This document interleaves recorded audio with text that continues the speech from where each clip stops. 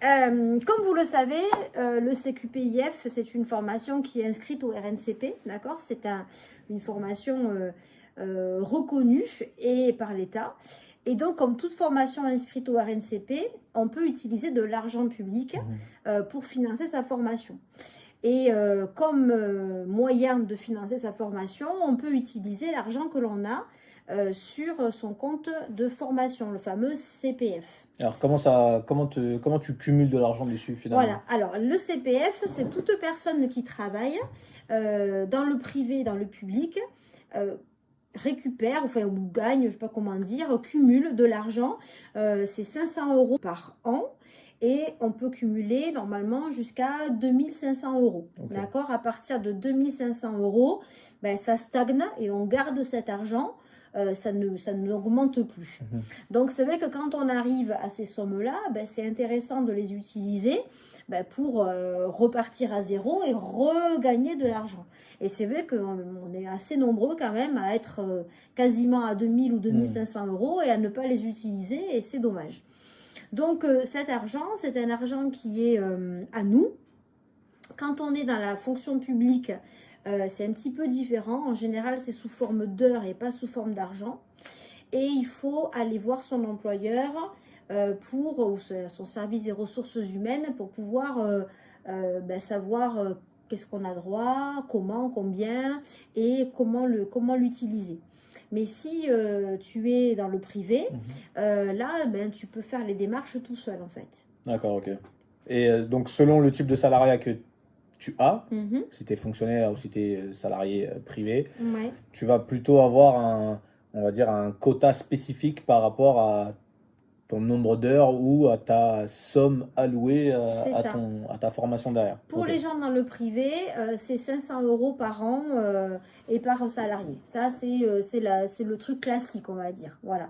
Après, dans le public, ça peut être différent. Ça dépend des fonctions publiques. Donc là, il vaut mieux aller se renseigner. Directement. Voilà. Okay. Après, sinon, pour savoir le montant que tu as cumulé depuis que tu travailles, il faut que tu ailles sur le site moncompteformation.gouv.fr. Okay. Là, tu vas te créer un compte. Et là, on va te demander ton numéro de sécurité sociale, ton nom, etc. Les informations classiques qui permettent de t'identifier.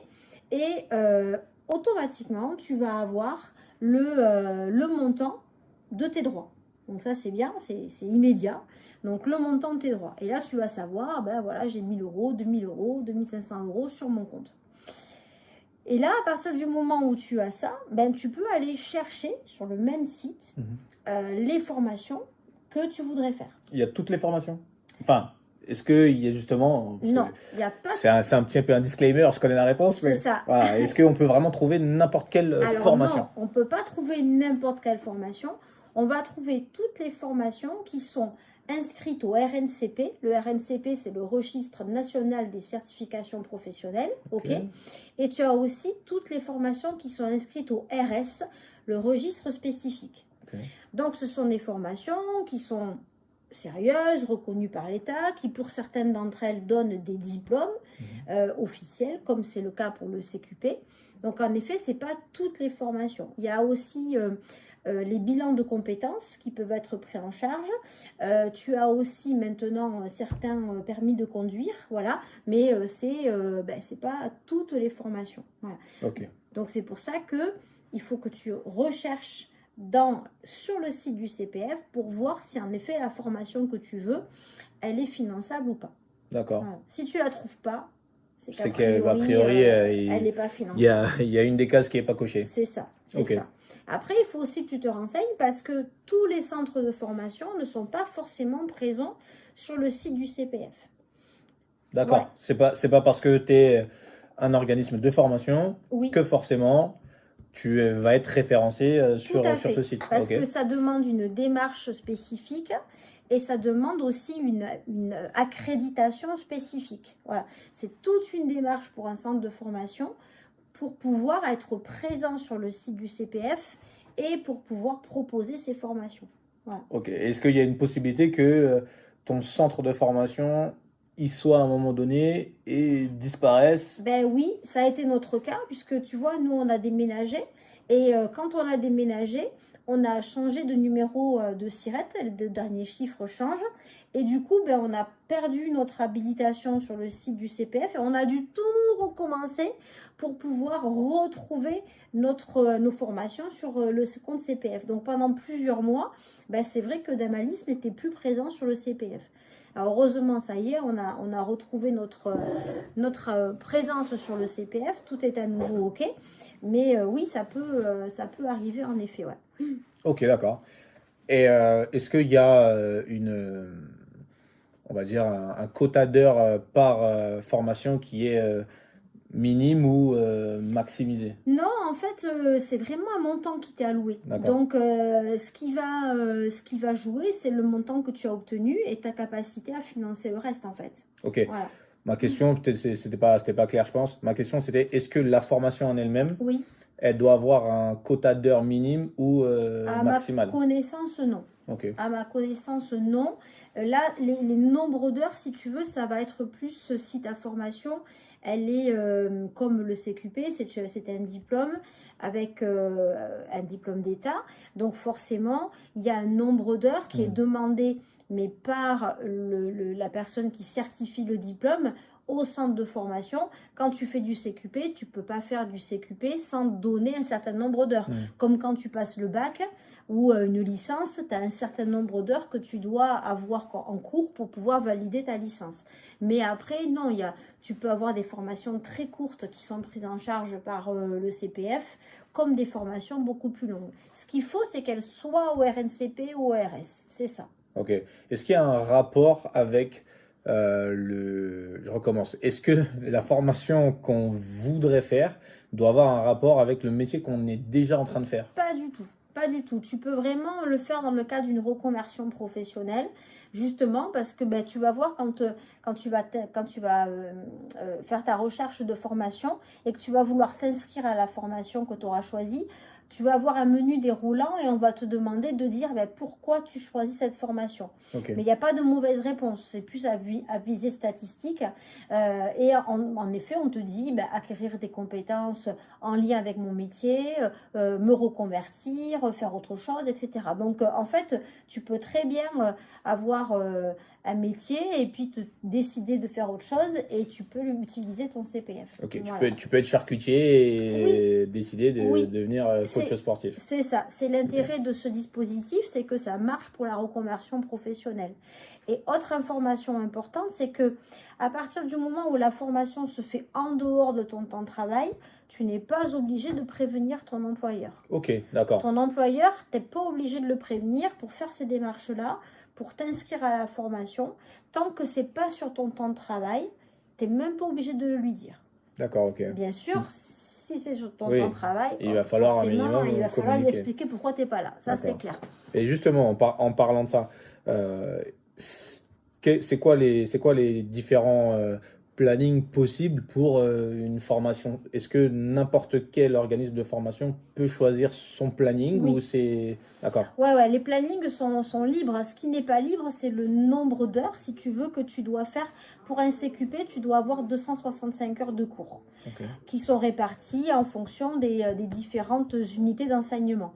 Donc, sur chaque bloc de compétences, tu vas avoir un certain nombre d'heures par matière, si tu veux. Voilà, donc on sait que pour le CQP, telle matière, il faut tant d'heures, telle matière, il faut tant d'heures, il faut faire un stage de tant d'heures, etc.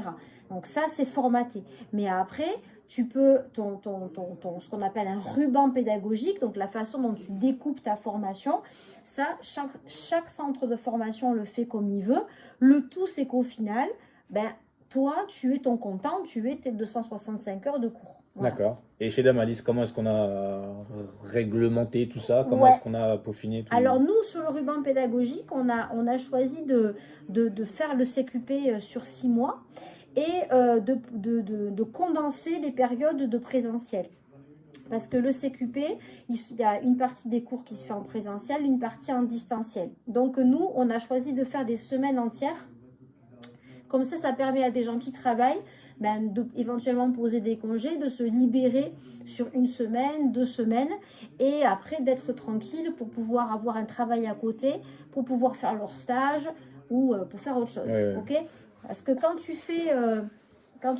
as cours, par exemple, 2 jours par semaine, tu es bloqué 2 jours par semaine pendant 6 mois. Nous, non, c'est 1 semaine ou 2 semaines tous les mois, tous les 2 mois.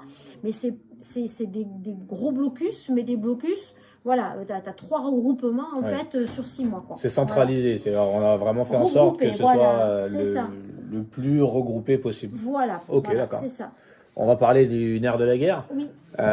Concrètement, tout à l'heure, tu disais que maximum, c'était 2500, c'est ça de mémoire? Oui, en général, c'est ça, le maximum. Si ma formation elle coûte plus que ça? Alors, c'est clair que la plupart du temps, tu auras moins de CPF que tu n'as que le montant de la formation. Le CQPIF, une option, il coûte 3 950 € et 5 930 pour 2 options. Donc, en effet, si tu as cumulé, mettons le max, 2 500 €, même sur une option, il va te rester un reste à charge. Donc, il y a plusieurs solutions aussi. Soit tu finances le reste, et attention, j'alerte, on ne paye pas le reste en dû au centre de formation. Le reste en dû, on le paye directement sur le site du CPF. Elle m'a soufflé ma question suivante. Et oui, parce que c'est vrai, c'est souvent une question. C'est que quand tu vas t'inscrire à la formation, tu vas dire, moi, ok Alex, je m'inscris, je vais faire le CQP. 3 950 €. Moins 2005 de CPF, et il va te dire, il reste 1000 et quelques € à payer. Ok ? Donc, ces 1000 et quelques €, quand tu vas t'inscrire à la formation et que tu vas accepter d'entrer en formation au prix qui est indiqué, le restant dû, tu vas devoir le payer en carte bancaire directement sur le site du CPF. Sur l'instant T? Oui. D'accord, ok. Pour t'inscrire à la formation, pour valider ton inscription. Ok. Et cet argent-là, il ne va pas dans la poche de la malice. Il va dans la caisse des dépôts. Donc l'argent, il est bloqué à la caisse des dépôts, là où il y a aussi ton argent du CPF. Ok, j'allais dire, c'est quoi la caisse des dépôts? C'est l'argent, c'est l'argent public, c'est la banque publique. D'accord, c'est la banque publique, ok. C'est là où il y a l'argent de ton CPF, et l'argent que toi, tu vas rajouter, il va aller aussi à la caisse des dépôts. Ok. Et cet argent, il sera débloqué que quand tu auras commencé la formation. Quand moi, je vais dire en effet, Alex, il est bien entré en formation tel jour, là, ça va me débloquer, moi, un pourcentage, un acompte, si tu veux, du paiement de la formation. Et moi, j'aurai le reste de l'argent qu'à la fin de la formation. Ok, donc toi, tu es payé, enfin toi. Moi, nous, on est payé à la fin de la formation. Ok, donc quelqu'un qui démarre en janvier, nous, on est payé en... à la fin de la formation, on est payé en juin, juillet. Ok, super, ça c'est idéal, chouette, c'est idéal. C'est sympa la formation pour ça. Voilà, donc si tu veux, il faut aussi rassurer les gens, dans le sens où si, mettons, tu t'inscris à une formation pour septembre, et qu'entre-temps, il t'arrive quoi que ce soit, tu peux annuler ton entrée en formation. Et l'argent te sera remise, parce que c'est à la caisse des dépôts. Il est bloqué, il n'est pas utilisé. Il n'est pas utilisé. C'est pour ça que je dis, attention, l'argent qui est à la caisse des dépôts, il vous sera restitué à partir du moment où vous dites, non, je ne peux pas entrer en formation, c'est mort, je suis malade, j'ai autre chose, etc. L'argent, il sera restitué. Il faut faire attention à ça. En parlant de ça, j'ai pas mal de questions sur le fait que si on choisit une option sur une première formation, est-ce qu'il est possible derrière d'entamer sur une deuxième option, ou est-ce que il y a un quiproquo quelque part, ce genre de choses? Alors, c'est une très bonne question. C'est que une fois que tu as obtenu ton CQPIF, n'importe laquelle des options, tu obtiens un tronc commun. Donc, ce tronc commun, tu ne le repasses pas quand tu passes le CQP avec ton autre option. Tronc commun, c'est 1, 2, 3, 4 du coup. Oui, il y a 4 unités, d'accord. Il y a 6 UC, pardon, pour le CQP. Et sur les 6 UC, il y en a 4 en effet qui correspondent au tronc commun. Donc là, il faut voir avec ton centre de formation, si tu reviens repasser que l'autre CQP, de te prévoir au niveau du CPF un CQP aménagé, partiel, avec un montant du coup qui sera inférieur parce qu'il n'y aura pas le même nombre d'heures. Puisque là, ça sera un CQP allégé quelque part. Donc là, voilà. Si on prend un cas concret. On a Alex qui passe le MPT, oui. Il réussit son MPT, oui. Il aura juste à passer quoi derrière? Il aura à passer que les 2 UC spécifiques de l'option Courco, puisque si tu as MPT, tu vas aller chercher Courco. Donc le 5A et le 5B, on a quand même 175 heures de cours, hein, c'est quand même le cœur du métier, et tu vas pouvoir repasser, passer que ça du coup. Voilà. Ok, donc je devrais repasser derrière par des cours, fatalement, qui seront que dans l'option choisie derrière, et je repasserai exclusivement les examens pratiques cours collectifs. On repasse par une inscription, tu vas repasser par des tests techniques parce que ce n'est pas les mêmes, tu vas refaire un dossier d'inscription, on va te réinscrire en formation. Mais après, dans ton parcours de formation, tu seras allégé de tout le tronc commun. Mais en effet, tu repars sur un parcours de formation. Ce que je n'ai pas vu, il faut le voir. C'est normal. Fatalement. Voilà. Ok, d'accord. Très bien. Après, si tu veux, quand tu vas aller sur le site du CPF, si tu as déjà, le mieux, c'est de prendre contact d'abord avec ton centre de formation, de te mettre au clair de ce qu'il faut pour rentrer en formation, de voir si tu as droit à des allègements parce que tu as un autre diplôme, etc., de t'assurer du montant de la formation, de prendre quand même un maximum d'infos avant et ensuite d'aller sur ton site du CPF pour là vraiment, une fois que tu es décidé, de mettre l'action en place pour pouvoir débloquer ton argent. Voilà. Et que ton centre de formation soit aussi, lui, rassuré sur le fait qu'il sera payé. C'est quand même aussi normal que le c'est important financier, pour nous. Évidemment. Oui, c'est normal. Voilà.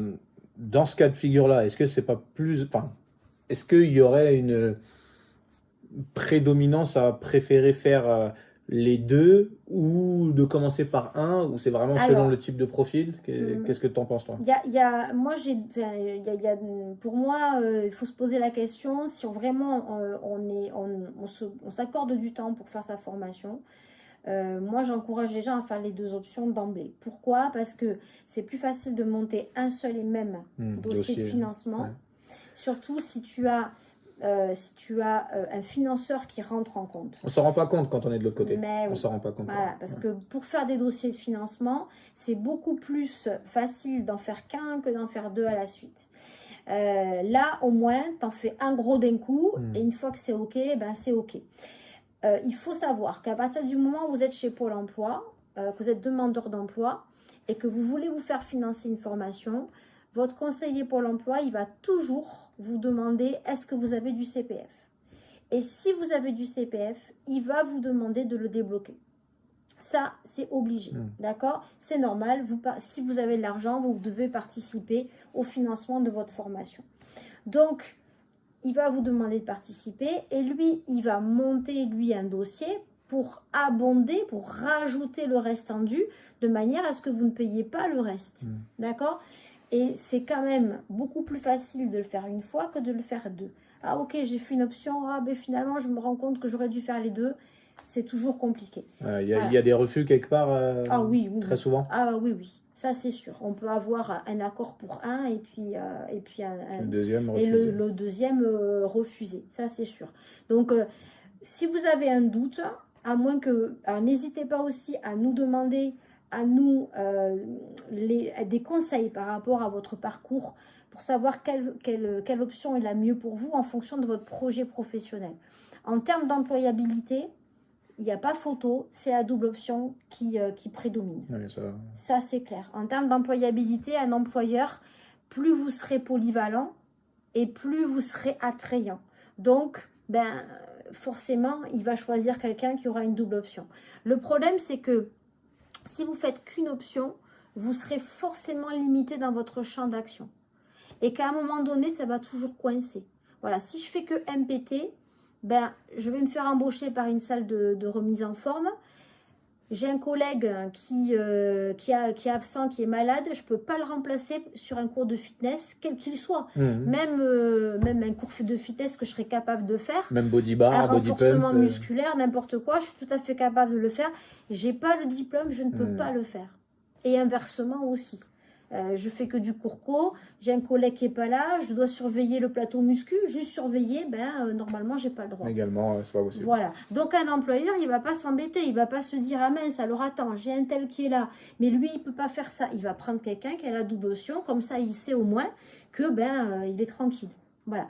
Donc, oui, en termes d'employabilité, il n'y a pas photo, c'est la double option qui va l'emporter. Mais ça, c'est un peu dans tous les domaines. Oui, voilà. C'est la polyvalence qui va... bien sûr. Qui va faire foi bien sûr. si c'est intéressant ou pas. On parle de CPF. Oui. Concrètement, est-ce que c'est difficile de utiliser son CPF? Non, alors c'est un peu long. Bon. C'est un peu rébarbatif parce qu'il y a plein d'étapes à faire. J'ai fait une petite vidéo, je vous ai fait une petite vidéo pour vous expliquer justement toutes les étapes où je m'inscris moi-même à la formation pour vous montrer. C'est un peu fastidieux, mais sincèrement, c'est pas le bout du monde et ça vaut le coup parce que, vous voyez, moi, en allant voir sur mon compte, j'ai vu que j'avais 2000 € de formation de CPF. Donc, ça vaut le coup de les utiliser, franchement. Donc, regardez ce que vous avez droit et puis faites la démarche parce que c'est de l'argent qui vous est dû, c'est de l'argent que vous avez engrangé en travaillant. Donc, autant l'utiliser. Depuis le 1er mai, oui, il faut en parler. Attention, depuis le 1er mai, on va vous demander, quelle que soit votre situation, quel que soit le montant de la formation, de payer 100 € de votre poche. Voilà. Donc, même si vous avez 2000 € et que la formation a fait moins de 2000 €, il y aura quand même 100 € qui seront de votre poche. Qu'on va sortir de notre compte bancaire. Perso. Okay. Ouais. Qu'on soit clair. Il y a une prise, voilà, il faut le prendre en compte. Encore plus un point pour faire les doubles options en une seule fois. Ah ben oui, complètement. Pour éviter de sortir 200. Deux fois 100 €. Ok. Ouais, tout bon. à fait. L'avantage, c'est que tu nous as fait une vidéo step by step. Oui, c'est pas ça. à pas. Voilà, si tu veux voir cette vidéo-là, on te met le lien juste en dessous. Voilà. Et derrière, on t'enverra la vidéo. Voilà, vraiment, il y a Joanne qui fait tout le procédé. Elle filme son écran, elle t'explique en même temps où elle clique, quoi ce qu'elle a fait, comment elle a procédé, etc. Et derrière, elle s'est inscrite à une nouvelle formation. Oui, voilà, je vais faire le CQP. Elle s'est inscrite à une formation. Je me suis inscrite et je me suis auto-supprimée d'ailleurs. J'ai refusé mon propre dossier d'inscription. C'est dur. Ouais, c'est dur. Donc voilà, c'était la petite vidéo sur le compte CPF, comment l'utiliser, pourquoi l'utiliser. Et on t'a mis à disposition une vidéo faite par une directrice de centre de formation et qui t'explique vraiment pas à pas comment tout faire. Donc si tu as des questions ou quoi que ce soit, n'hésite pas, dans ma liste formation, au téléphone ou même sur le site internet. On est très très vif sur la prise d'informations. Et voilà. N'hésitez pas. Et puis si vous avez des questions spécifiques par rapport à votre situation à vous, donc on essaiera, après j'ai pas toutes les réponses, mais on ira les chercher. Je saurai vous orienter. Et sur le CPF, franchement c'est pas compliqué. C'est un peu long, il faut votre téléphone, il faut un ordinateur. Je vous conseille vraiment de le faire sur votre ordi parce que sur le portable, c'est juste pas possible. Parce que vous avez aussi besoin de votre portable pour vous identifier. Il y a l'identité numérique à faire en amont, ça je vous explique aussi. Mais bon, voilà, c'est pas la, comme on dit chez moi, c'est pas la mort du petit cheval. C'est pas la mort du petit cheval. On s'arrêtera sur ça pour la vidéo step by step, juste en dessous. Et puis, on se retrouve la prochaine fois. Ça marche. Merci Alex. Merci à toi.